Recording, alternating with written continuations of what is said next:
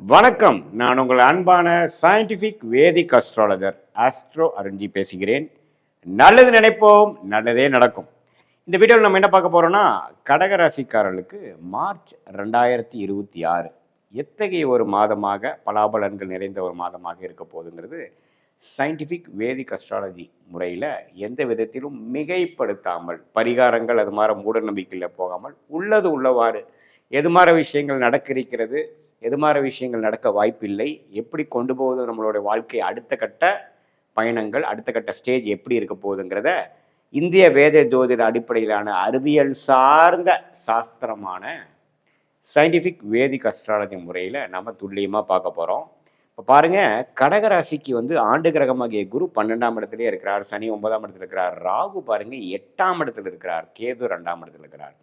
இந்த மார்ச் மாதம் என்ன நடக்குதுன்னு பார்த்தீங்கன்னா, சூரியன், ராகு, செவ்வாய், அதே மாதிரி புதன், இந்த 4 கிரகமும் 8ஆம் இடத்துக்குள்ளே போகிறார்.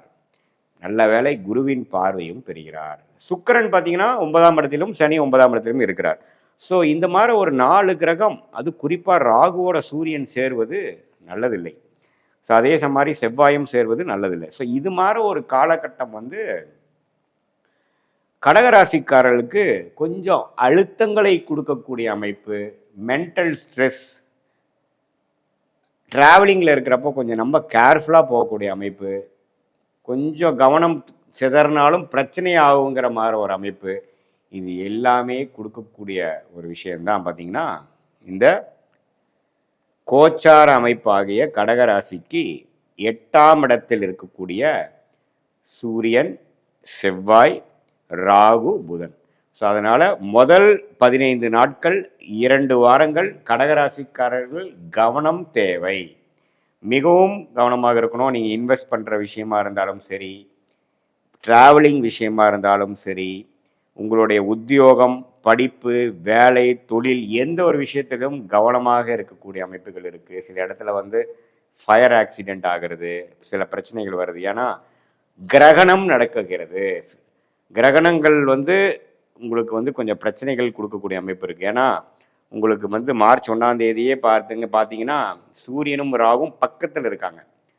என்ன மார்ச் 15ஆம் தேதிக்கு அப்புறம் தான் பார்த்தீங்கன்னா சூரியன் 9ஆம் இடத்துக்கு போய் பிரச்சனைகள்லேருந்து மீண்டு வருவாங்க. ஸோ அதனால் முதல் 2 வாரம் கவனம் கவனம் கவனம், மிகவும் கவனமாக இருக்க வேண்டிய ஒரு ராசியாக கடகராசிக்காரர்கள் வருது. நீங்கள் பயப்பட வேண்டாம். கொஞ்சம் கவனமாக எல்லா விஷயத்துலையும் சிரத்தையாக இருந்து கொஞ்சம் கன்சர்வேட்டிவாக பொறுமையாக போயிட்டீங்கன்னா பிரச்சனை இல்லை. அதிக ஆசைப்படாமல், அதிக உத்வேகப்படாமல், அதிக புஷ் பண்ணாமல் கொஞ்சம் பொறுமையாக போகக்கூடிய அமைப்புகள் தேவைப்படுகிறது. அப்புறம் உடல் உபாதைகள் சில பேர்த்துக்கு வரலாம். சீனியர் சிட்டிசன்ஸ் பார்த்தீங்கன்னா பாத்ரூம் போகிறப்போ பண்ணுறப்பெல்லாம் கொஞ்சம் கேர்ஃபுல்லாக இருக்கணும். கீழே தண்ணி இருக்குது தெரியாமல் நான் போய் விழுந்துட்டேன், அது மாதிரி ஒரு சின்னதாக ஏமாந்தேன் கொஞ்சம் பிரச்சனை பண்ணி விட்டுருச்சு அப்படிங்கிற மாதிரி சில விஷயங்களை கொடுக்கக்கூடிய அமைப்பு இருக்கிறனால கேர்ஃபுல்லாக இருக்கணும். மற்றபடி மார்ச் 15ஆம் தேதிக்கு அப்புறம் நல்ல அமைப்புகள். சூரியன் விலகிறார், கிரகத்திலிருந்து வெளியில் வரார், ராகுவின் பிடியிலிருந்து வெளியில் வருகிறார், தப்பு இல்லை.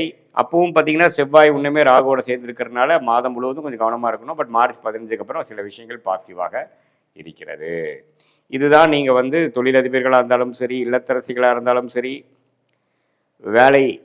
அரசு வேலையில் இருக்கிறவங்களா இருந்தாலும் சரி, மெயினாக அரசு வேலையில் இருக்கிறவங்களாம் பார்த்தீங்கன்னா ரொம்ப கேர்ஃபுல்லாக இருக்கணும். அதாவது உங்கள் மேலே ஒரு கெட்ட பேர் வரக்கூடிய அமைப்போ, ஏதோ உங்கள் மேலே ஒரு மெமோ வர மாதிரியோ, ஒரு கம்ப்ளைண்ட் ஆகிற மாதிரியோ, திடீர்னு ஒரு அரசு பிரச்சனைகள் உங்களுக்கு சில நேம் ஸ்பாயில் ஆகிற மாதிரியோ, அது மாதிரி விஷயங்களுக்கு வர வாய்ப்பு இருக்குது.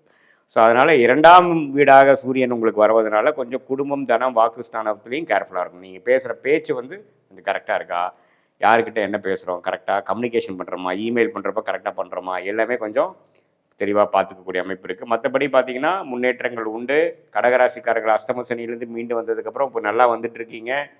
அடுத்த வரக்கூடிய மாதங்கள்லாம் கொஞ்சம் பரவாயில்ல. இந்த மார்ச் மாதம் மட்டும் கொஞ்சம் கண்ட்ரோலாக, கொஞ்சம் விவேகமாக இருந்து விட்டீர்கள் என்றால் அடுத்து வரக்கூடிய மாதங்கள் கொஞ்சம் நன்றாக இருக்கிறது.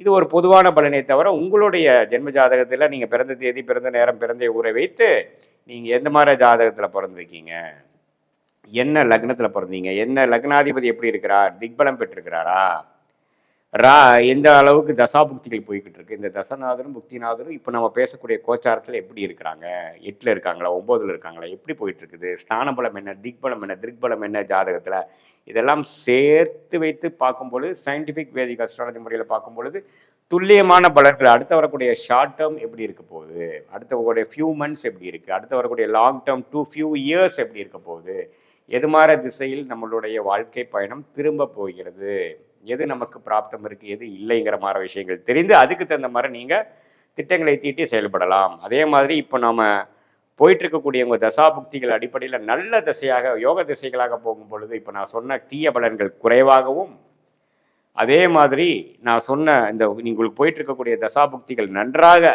இல்லாமல் கொஞ்சம் சுமாரான தசைகளாக பிரச்சனைக்குரிய தசைகளாக போகும் பொழுது நான் சொன்ன இது மாதிரி ஒரு பிரச்சனைக்குரிய பலன்கள் தீமையான பலன்கள் ஒரு அதிகமாகவும் இருக்கக்கூடிய அமைப்புகள் கண்டிப்பாக உண்டு. ஸோ அதனால் அதுக்கு தகுந்த மாதிரி தான் நீங்கள் பார்த்துக்கணும். ஸோ சயின்டிஃபிக் வேதிக் அஸ்ட்ராலஜி முறையில் நம்ம பார்க்கும்போது எப்படி அடுத்த வரக்கூடிய 3 மாதங்கள் 6 மாதங்கள் இருக்க போகுது, எந்த நேரத்தில் எது பண்ணலாம், வெளிநாடு போகலாமா உள்நாடா, நம்மளுடைய பிராப்தம் என்ன, தொழிலா வேலையா, அதே மாதிரி நம்மளுடைய உயர் படிப்பு நம்ம எது மாதிரி துறையில் நம்ம போனோம்னா ஜெயிக்க முடியும், எது மாதிரி துறை நமக்கு பாசிட்டிவாக இருக்குது, எது மாதிரி எனர்ஜி நம்ம ஜாதகத்தில் இருக்குது, எது மாதிரி விஷயங்கள் நமக்கு ஈஸியாக நமக்கு சக்ஸஸ் பண்ண முடியும், எதில் போனோம்னா சிரமப்படும், எது ஜெயிக்கும் எது ஜெயிக்காது, எந்த நேரத்தில் நம்ம இடம் மாறலாம், எந்த நேரத்தில் நம்ம ஒரு இன்வெஸ்ட்மெண்ட் பண்ணலாம், எந்த நேரத்தில் நம்ம கடன் அடையும், எப்போ கடன்லேருந்து மீண்டு வருவோம், இது மாதிரி விஷயங்கள்லாம் நீங்கள் இந்திய வேத ஜோதிட அடிப்படையிலான அறிவியல் சார்ந்த கலையான சயின்டிஃபிக் வேதிக் அஸ்ட்ராலஜி முறையில் தெரிந்து கொண்டீர்கள்னா சும்மா வீண் கற்பனைகள் இல்லாமல் பகல் கனவுகள் காணாமல் எது செய்யணுமோங்கிற விஷயத்தை துல்லியமாக தெரிந்து கொண்டு எந்த நேரத்தில் அது நடக்கிறதுக்கு வாய்ப்பு இருக்குது சாமிங்கிறதை தெரிந்து கொண்டு அதுக்கு தகுந்த மாதிரி சோர்வாகாமல் சோம்பேறித்தனமாகாமல் எந்தெந்த நேரத்தில் எப்படி எப்படி உத்வேகமாக செய்யணுங்கிறத செய்து அது மூலமாக உங்களுடைய பலனை இரட்டிப்பாக்க உங்களால் கண்டிப்பாக இந்திய வேத ஜோதிட அடிப்படையிலான அறிவியல் சார்ந்த கலையான தெய்வ சாஸ்திரமான இந்த சயின்டிஃபிக் வேதிக் அஸ்ட்ராலஜி முறை மூலமாக உங்களுக்கு ஃபஸ்ட்டு என்ன கிடைக்கும்னா கிளாரிட்டி கிடைக்கும். கிளாரிட்டி கிடைச்சாவே பாதி கிணறு தாண்டிட்டுன்றது. ஏன்னா நம்ம கிளாரிட்டி இல்லாமல் தான் பல விஷயங்கள் பண்ணி மாட்டிக்கிறோம்.